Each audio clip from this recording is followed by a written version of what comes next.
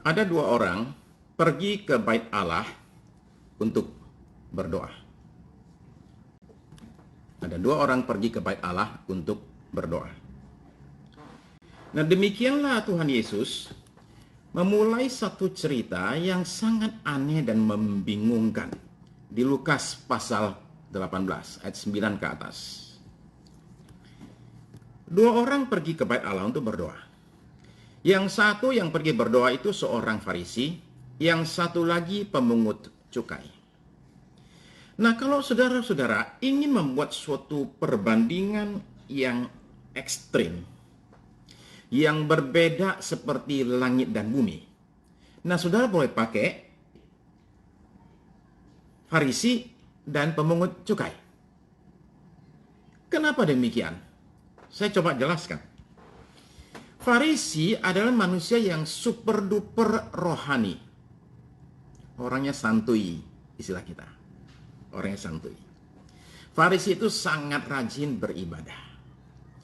Tidak pernah bolos beribadah. Dan yang luar biasa, nggak pernah telat beribadah. Mereka ini tidak hanya rajin ikut ibadah, tapi mereka juga rajin rutin berpuasa Senin dan Kamis.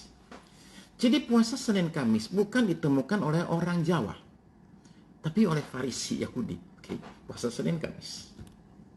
Tidak hanya itu, Farisi juga rajin memberikan perpuluhan mereka sedemikian rajinnya, sedemikian telitinya, sehingga perpuluhan dari disebut oleh Tuhan Yesus adas manis, jintan, dan selasi.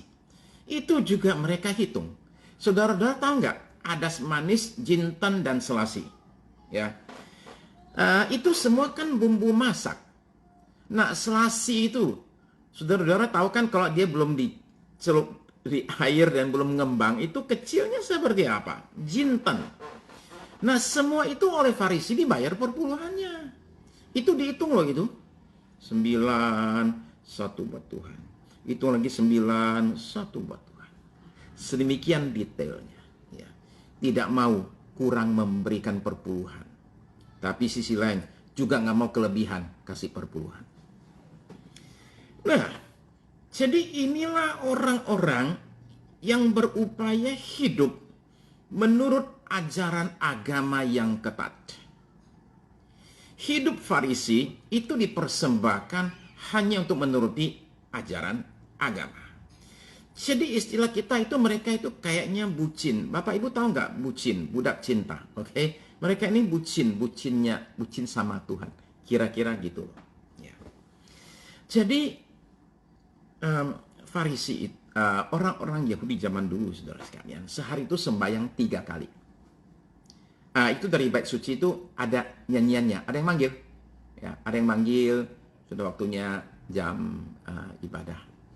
Nah, Farisi dari rumah itu berangkat, katakanlah doanya jam 12, oke? Nah, Farisi itu dari rumah itu jam 11, masih terlalu awal, nggak apa-apa, kita di pasar aja, oke? Pasar aja, keliling-keliling, belanja ya, enggak, lihat bawangnya orang, lihat kentang, ya, lihat tomat, gitu aja sih. Oke. Nah, lalu kemudian karena saking sibuknya, asiknya dia keliling, kemudian dari bait suci terdengar panggilan untuk sembahyang.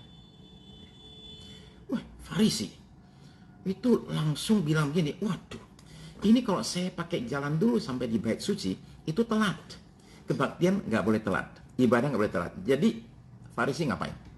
Nah, di tengah jalan, terutama di perempatan jalan yang ramai, dia langsung itu gelar itu, kain sembayangnya. Mereka punya tuh kain buat sembayang. Lalu kemudian mereka kalau sembayang mesti menghadap bait suci di Yerusalem. Seluruh dunia loh itu. Seluruh dunia sembayangnya harus menghadap bait suci. Nah, demikianlah mereka langsung pasang itu kain, kemudian langsung menghadap bait suci, kemudian langsung sembayang di tengah pasar, di pinggir jalan raya, sembahyang. Nah, saudara-saudara tahu nggak apa yang terjadi? Yang terjadi begini, orang di pasar tuh lihat gitu langsung macam begini. Kata si pedagang ikan sama temannya yang jualan daging, Lo tuh jadi orang tuh mesti kayak gitu tuh, lo bertobat lo.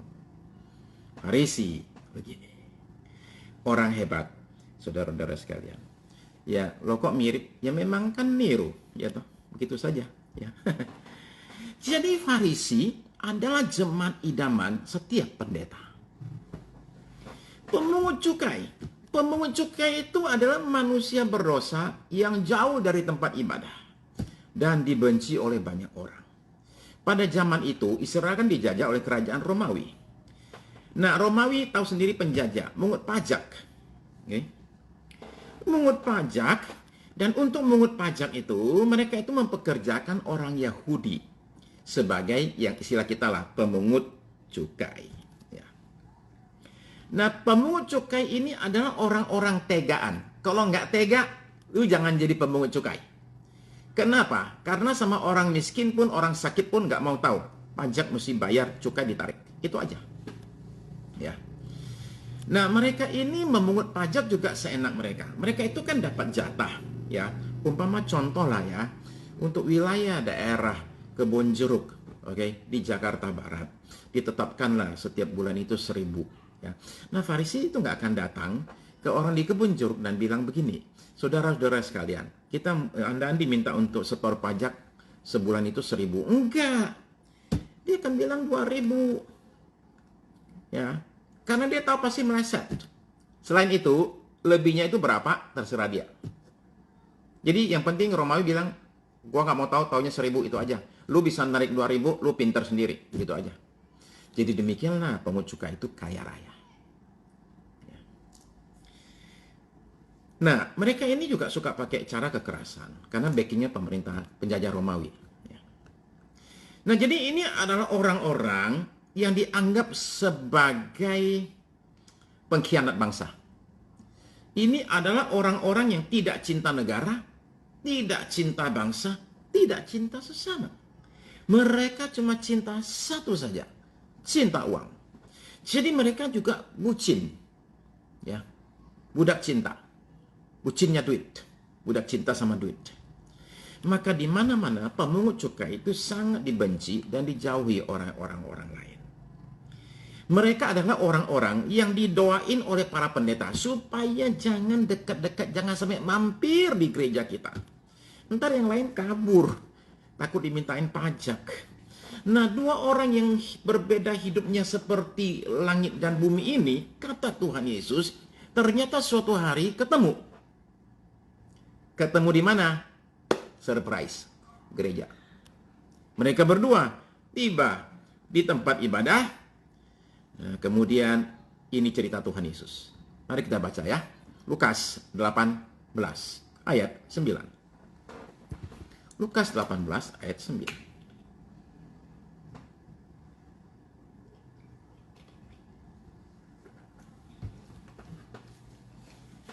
Lukas 18 ayat 9. Dan kepada beberapa orang yang menganggap dirinya benar dan memandang rendah semua orang lain, Yesus mengatakan perumpamaan ini. Jadi perumpamaan buat orang-orang yang anggap dirinya itu paling benar sendiri. Oke? Ada dua orang pergi ke bait Allah untuk berdoa. Yang seorang adalah Farisi dan yang lain pemungut cukai. Orang Farisi itu berdiri dan berdoa dalam hatinya begini, ya Allah, aku mengucap syukur kepadamu karena aku tidak sama seperti semua orang lain. Bayangkan, aku nggak sama kayak yang lain. Bukan perampok, bukan orang lalim, bukan pezina, dan bukan juga pemungut cukai seperti pemungut cukai ini. Ayat 12, aku berpuasa 2 kali seminggu, aku memberikan 1/10 dari segala penghasilanku. Tetapi pemungut cukai itu berdiri jauh-jauh. Bahkan ia tidak berani menengadah ke langit, melainkan ia memukul diri dan berkata, ya Allah, kasihanilah aku orang berdosa ini. Aku berkata kepadamu, kata Tuhan Yesus.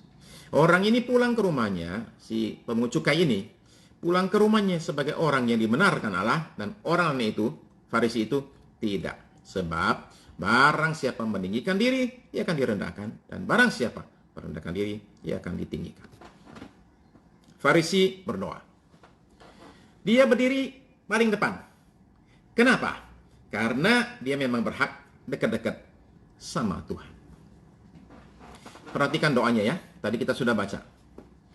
Doanya Farisi itu 5 kali lebih panjang daripada doanya pemungut cukai. 39 kata lawan 7 kata. Sebab manusia itu seringkali salah mengira. Kita ini mengira semakin panjang doanya, semakin rohani orangnya. Dalam doanya, Farisi itu mengingatkan Tuhan Allah. Dia takut Tuhan Allah itu lupa. Dia mengingatkan betapa baiknya dan salehnya dia. Dia bahkan berikan daftar yang komplit dan mendetail. Ya Allah, aku mengucap syukur kepadamu karena aku tidak sama seperti semua orang lain. Bukan perampok, bukan orang lalim, bukan pezina, bukan juga seperti pemungut cukai ini. Aku berpuasa 2 kali seminggu, berikan 10/10. 7 hal yang sebut. Nah, apakah daftar kebaikan ini adalah hoax? Enggak, itu asli. Apakah dia berbohong tentang dirinya? Enggak, itu kenyataan. Memang dia tidak pernah merampok, bukan orang jahat, orang lalim. Dia nggak pernah selingkuh sama sekali. Dia bukan tukang peras sesamanya. Dia memang benar rajin puasa, rajin sembahyang, setia bayar 4 bulan. Memang itulah Farisi. Dia tidak bohong dalam doanya. Dia sedang menceritakan realita. Dan Farisi menutup doanya dengan kata-kata begini sambil melirik penuh cibiran. Gaya penjahat di film Hong Kong. Tahu nggak penjahat di film Hong Kong? Gitu, oke? Jadi dia mencibir begitu, tunjuk ke belakang. Bukan juga seperti pemungut cukai yang di belakang gua ini, Tuhan.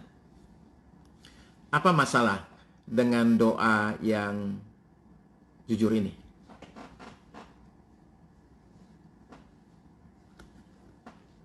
Saudara perhatikan masalahnya begini. Pusat doanya ada pada satu kata yang sederhana ini. Kata apa? Aku. Farisi, saudara-saudara sekalian, menjadikan dirinya sebagai pusat doanya. Ini adalah doa orang yang tidak butuh Tuhan. Si pemungut cukai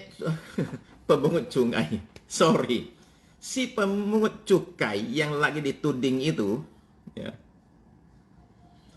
itu juga sedang berdoa. Oke, Yahudi itu suka merasa dirinya paling benar sendiri, oke? Dia nggak ceritanya benar berdua, dia cuma benar sendiri, ya, benar sendiri. Nggak ada orang yang benar, cuma dia aja, bangsa pilihan Tuhan. Oke, pemungut cukai itu juga Yahudi sih. Yahudi juga, ya. Dia juga lagi berdoa. Nah, dia berdiri paling belakang. Masuknya pun ngumpet-ngumpet. Nah, perhatikan saudara-saudara sekalian, dalam doanya Pak Hari, saya ini semangat, Pak. Karena seperti yang Bapak tahu, saya pasti sudah minum wedang uwuh. Yang salibkan Tuhan itu juga orang Yahudi. Itu betul tuh. Yang nyalibkan itu orang Yahudi. Nah, dalam doanya, Farisi itu mengingatkan Allah. Dia takut Allah lupa. Dia ingatkan Allah betapa berdosanya dia dan betapa perlunya dia akan pengampunan dari Tuhan Allah. Dalam doanya kelihatan sekali. Ya. Nah, sampai di sini cerita Tuhan Yesus masih lurus-lurus. Tikungan maut baru muncul ketika Tuhan Yesus kasih komentar tentang 2 orang ini. Yang satu pulang ke rumahnya sebagai orang yang dibenarkan Allah, yang satu lagi tidak. Nah, disinilah saudara yang baca Alkitab sambil ngunyah kacang bakal tersedak. Di sini yang baca Alkitab sambil minum bakal tumpah minumannya. Yang baca sambil baring-baring mendadak lompat bangun. Karena cerita ini mengacaukan semua pemahaman kita tentang hubungan manusia dengan Allah. Dia terbalik dari apa yang diajarkan oleh manusia kepada kita selama ini. Saudara-saudara sekalian, semua yang kita kira benar ternyata salah. Maksudnya, jangan sampai dibalik ya. Ternyata semua yang kita pikir salah, ternyata benar. Enggak. Semua yang kita pikir benar, ternyata salah. Maka yang lagi ngunyah kacang, mohon supaya tersedak. Yang lagi baring sekarang, tolong bangun. Oke, sama bicara soal satu hal yang penting. Oke. Begitulah kekuatan dari micin. Wedang uwu. Oke. Saudara-saudara sekalian, begini. Ini cerita kecil. Oke. Tapi konsekuensi cerita kecil ini, itu adalah surga dan neraka. Ternyata orang yang dibenarkan oleh Allah dan diterima oleh Dia di sorga bukanlah orang yang banyak ke gereja, hidupnya baik-baik, dipuji banyak orang. Kenapa? Karena orang yang hidupnya baik-baik, rajin ke gereja, dipuji banyak orang, itu bisa punya satu bahaya. Bahayanya itu apa, saudara sekalian? Bahayanya itu dia sombong rohani. Dia nggak butuh Tuhan. Dia merasa sorga dia capai karena kepintaran dan kebaikan dia. Itu di situ bahayanya. Ya. Nah, ternyata orang yang dibenarkan oleh Allah dan diterima oleh Allah di sorga adalah seorang pendosa besar. Orang yang jelas-jelas dalam doanya mengaku dosanya, merendahkan dirinya dan memohon pengampunan. Wah, ini kan sesuatu banget. Ini kan gawat. Ini skandal. Karena kalau begitu kita pikir nggak ada lagi orang yang akan hidup benar di dunia ini. Semua orang akan hidup berdosa saja, minta ampun sama Tuhan. Lalu apa kata dunia? Ini kan kacau. Nah, saudara-saudara sekalian, begini. Berita Injil dari Tuhan Yesus Kristus, Juru Selamat dunia, adalah berita yang mencengangkan sekaligus menakjubkan. Bagi orang tertentu, berita Injil itu mengancam dan mengacaukan. Maka beberapa orang bertekad menyingkirkan Tuhan Yesus. Berita Injil ini adalah begini, coba dengar baik-baik. Bukan perbuatan baik kita yang membawa kita ke sorga. Bukan juga berapa banyak kita memberi untuk tempat ibadah yang membuat kita layak berhak dapat sorga. Bukan juga berapa banyak kita menjalankan upacara keamanan ibadah kita. Bukan itu yang bikin orang masuk sorga. Yang membuat sorga terbuka bagi seseorang yang menyelamatkan kita adalah iman percaya kita akan pengorbanan, kematian, dan kebangkitan Tuhan Yesus.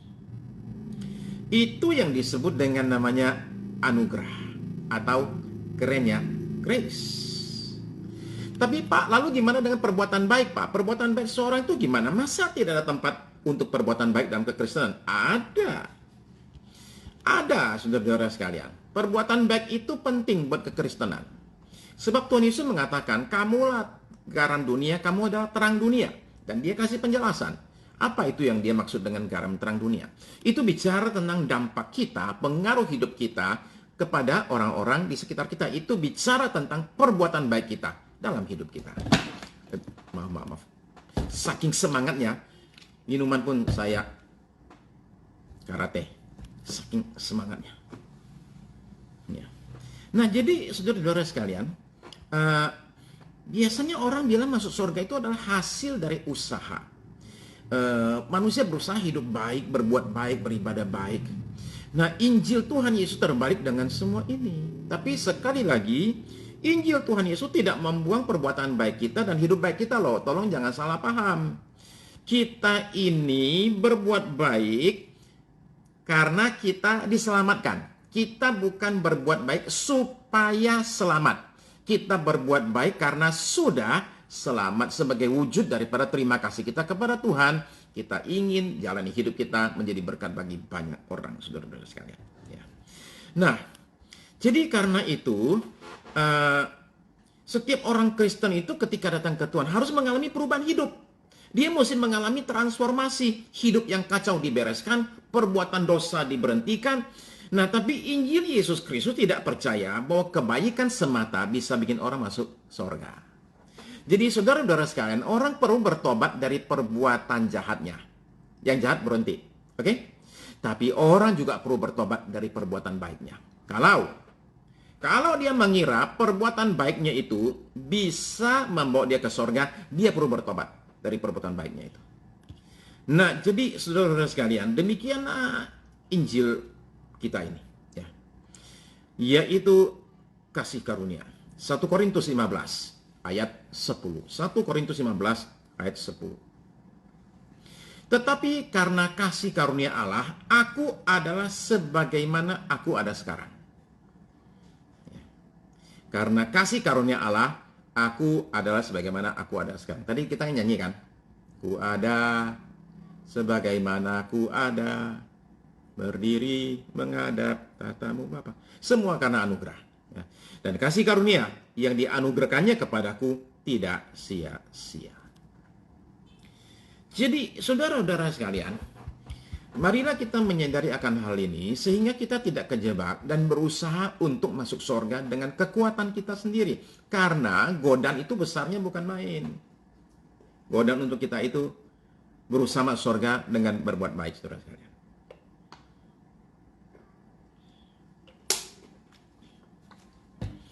Saudara terkasih, saya ini nonton satu video. Video ini adalah video pemain terbaik bola basket Amerika Serikat, Kevin Durant, tahun 2014, pemain terbaik NBA. Pemain terbaik ini suruh pidato. Ketika dia pidato, dia ngomong begini, "We were not supposed to be here." Kami seharusnya tidak ada di sini. Kami yang dimaksud siapa? Kami yang dimaksud adalah dia sama abangnya, Tony Durant. Jadi kata Kevin Durant maksud saya dan abang saya itu harusnya tidak ada di dunia ini. Kenapa? Karena mamanya itu baru umur 16-17 tahun. Ya. Sudah melahirkan anak di luar nikah. Lalu kemudian lahir lagi si kecil Kevin. Jadi orang marahin mamanya bilang gini, kamu itu nggak sadar diri ya. Sudah kayak gitu kok ya, masih aja mau punya anak. Begitu nggak kawin lagi. Jadi mereka dulu hidup terlalu miskin dan terlalu susah. Nah, kalimat "we were not supposed to be here", kami harusnya nggak ada di sini, itu diucapkan oleh Kevin Durant sambil berurai air mata. We were not supposed to be here. Dan coba kalau mamanya itu ya dengerin apa kata orang dan memutuskan untuk ya oke lah, ya dia nggak punya gugurkan anaknya gitu ya, digugurkan gitu. Ya dunia nggak bisa menikmati talenta yang begitu hebat dari seorang bernama Kevin Durant.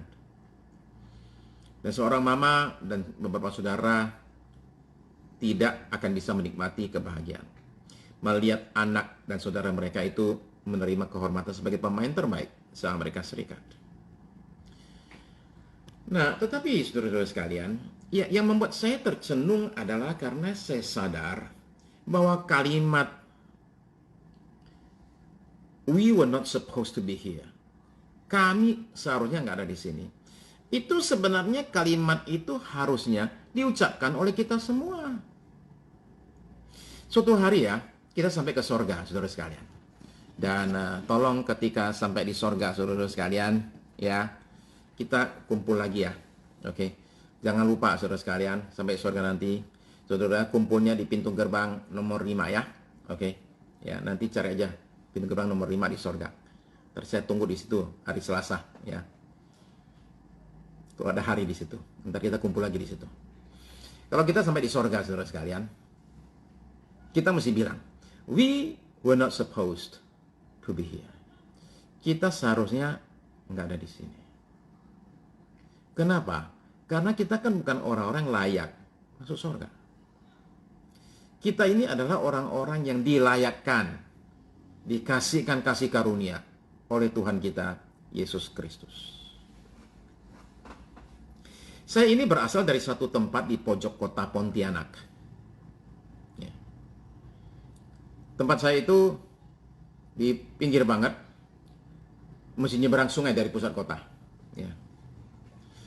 Ada satu parit kecil bernama Parit Pekong, mengalir depan rumah orang tua saya, tempat kami berdelapan tinggal. Ya. Kenapa nomor 5? Ya mau ganti juga boleh, terserah aja. 5 aja yang muncul tadi itu, Pancasila. Nah, begini, kalau Anda sekarang pergi ke rumah orang tua saya, ya, rumah orang tua saya itu umurnya udah kira-kira 100 tahun, ya.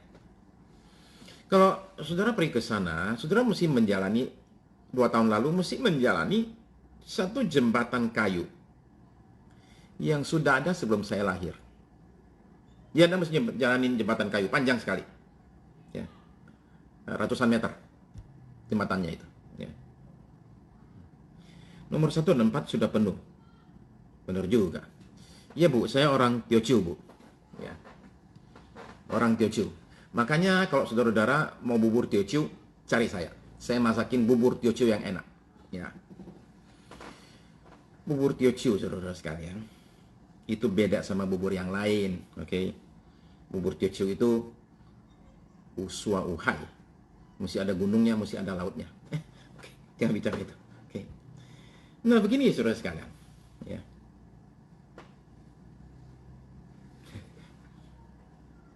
Nomor 5 aja. Selama 5 tahun, dari kelas 2 SMP sampai saya kelas 3 SMA, saya itu jadi loper koran. Ya. Jadi, oh ya, makan bubur lagi. Benar. Lemes.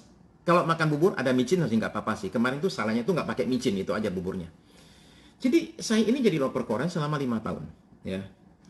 Nah, jadi pulang sekolah saya mampir ke agen Kompas di pusat kota. Dan kemudian saya naik sepeda waktu itu. Saya naik sepeda, kemudian saya jalan ambil 50 eksemplar koran Kompas, terus saya bagi sepanjang jalan pulang ke rumah. Saya jalan itu 5 tahun. Ya.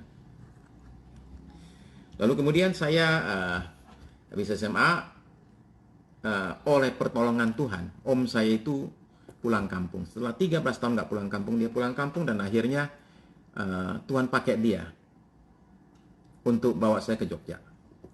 Karena saya waktu itu nggak bisa kuliah, ada kesulitan keuangan, jadi om saya bilang nggak boleh dong, masa nggak ada duit, nggak kuliah, nggak boleh. Sini. Oke. Demikianlah saya itu akhirnya dari Pontianak, saya ke Jogja, ditolong oleh om saya. Oke. Ya. Oh, Gajah Mada ya. Gajah Mada banyak makanan, banyak hotel. Ya. Nah, jadi sekarang ini, saya ini diberikan oleh Tuhan kasih karunia untuk bicara kepada ratusan orang, kepada ribuan orang, saudara sekalian, pergi kemana-mana. Saya ini lihat ke belakang dan saya sadar, I was not supposed to be here. Saya ini seharusnya nggak ada di sini, saudara. Kalau saya ada di sini, itu karena kasih karunia. Dari berbagai hal saya ini kalah sama orang-orang lain, pembicara lain, pendeta lain. Saya kalah, saya sadar saya kalah. Saya bukan minder, saya adalah orang yang realistis. Oh, Josh juga begitu ya. Puji Tuhan, ya. Loper koran. Saya ini kalah dalam pendidikan teologi ya. Saya kalah dalam hal keberanian dan kemantapan. Saya kurang mantap ya. Saya kalah dalam koneksi, saya kalah dalam talenta ya. Belum lagi menurut saya tampang saya itu tidak mendukung. Sepedanya masih ada. Waduh, udah hancur. Sepedanya ada di mana? Nggak tahu. Ya. Jadi saudara sekalian, saya dalam segala hal kalah sama semua orang. Ya, kalah sama pendeta lain, pembicara lain. Maka nanti kalau saya sampai ke sorga, saya itu akan menghadap kepada majikan agung saya, Tuhan Yesus Kristus. Saya kalau ketemu, saya itu pengen nanya satu pertanyaan ini. Tuhan Yesus, kenapa Tuhan Yesus pakai saya? Sebab saudara perlu tahu bahwa sebelum saya jadi Kristen, saya ini seorang yang sangat amat anti-Kristen. Saya ini nggak percaya Tuhan ada. Di Injili saya malah marah-marah. Kenapa ya saya dipilih oleh Tuhan untuk menjadi pemberita Injil? Itu saya nggak bisa temukan jawabannya. Kecuali satu aja saya bilang. Itu yang namanya grace, kasih karunia. Nah, saudara sekalian, kita seharusnya tidak ada di sini. We were not supposed to be here. Ya. Kalau kita bisa menikmati apa yang kita miliki saat ini, itu semua karena anugerah Tuhan saja. Kalau hari ini kita masih bernafas, itu namanya anugerah. Kalau hari ini masih bisa melihat istri, lihat suami, lihat anak, ya, masih punya keluarga. Kalau hari ini Anda masih bisa makan, hari ini masih bisa melihat, punya handphone, bisa ikuti Instagram, saudara-saudara masih bisa bekerja, beraktivitas. Semua itu karena kasih karunia. We were not supposed to be here. Karena itu kita patut bersyukur, saudara-saudara sekalian. Kita patut bersyukur ya. Nah, tentu selain faktor anugerah, saudara-saudara sekalian ya. Ada orang-orang juga yang Tuhan pakai buat nolong kita ya. Dan itu bisa jadi adalah orang dekat kita, saudara sekalian ya. Mungkin itu adalah mama kita. Karena Kevin Durant itu waktu pidato, tadi saya kan cerita dia dapat penghargaan, dia pidato ya. Ketika ada hal yang baik terjadi pada diri Anda ya, saya tidak tahu Anda bagaimana, tapi saya cenderung melihat ke belakang kepada apa yang membuat saya bisa ada di sini. Dia bilang demikian. Kata-katanya ini mencerminkan Yesaya 51 ayat yang pertama. Ya. Yesaya 51 ayat yang pertama.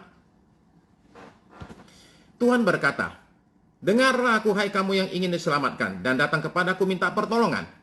Ingatlah gunung batu dari mana kamu terpahat, dan penggalian batu dari mana kamu digali.